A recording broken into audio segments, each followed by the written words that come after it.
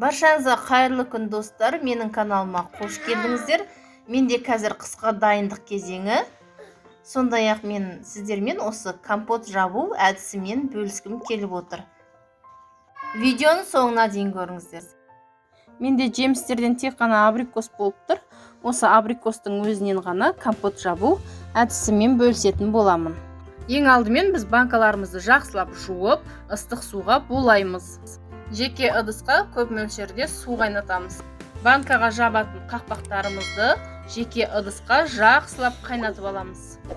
Содан кейін абрикостың барлығын жақсылап жуып, буланған банкалардың бәріне өріктерімізді салып шығамыз. Барлық өріктің үстіне қайнап тұрған ыстық суымызды құйып шығатын боламыз. Өрік түгелдей малынып тұру керек. Бұл жолы біз қант салмаймыз, тек 10-15 минутқа микробтарын өлтіру үшін қойып қоямыз, бетін жауып, жақсылап. Бізде 15 минут уақыт өтті. Бағанағы банкаға құйған судың барлығын бір ыдысқа төгіп аламыз. Енді банкамыздың үстіне қантымызды саламыз, қайнап тұрған ыстық суымызды құйып, аузын жабамыз. Мен әр банкаға 1,5 кружка қант салдым. Қантты өз қалауларыңыз бойынша салсаңыздар болады. Арнайы жапқышпен ауыздарын жақсылап жабамыз. Аузы жабылған банкаларды ары-бері шайқап, қантын әбден ертіп аламыз.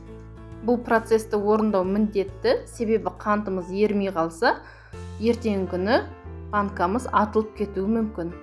Егер өзіңізге сенімсіз болып тұрсаңыз, банканың аузын қайтара бір бұрап шықсаңыз болады.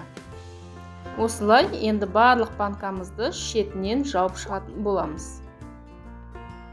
Егер сіз менің каналыма тіркелмесеңіз, тіркеліп қойыңыз, жанындағы қоңырауша белгішесін басып қойыңыз. Лайк басып, комментарий қалдыруды ұмытпаңыз. Банкаларды түгел жауып болғаннан кейін барлығын түгел төңкеріп қоямыз 2-3 күндей, және сыртынан одеялмен орап қоямыз.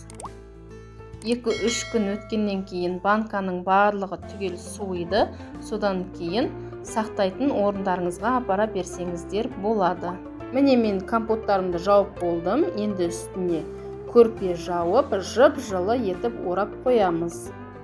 Сіздер де осы әдіспен жауып көрсеңіздер болады. Мен бұл әдісті қолданып жүргеніме бірнеше жылдар өтті. Менімен бірге болғандарыңызға рахмет, сау болыңыздар.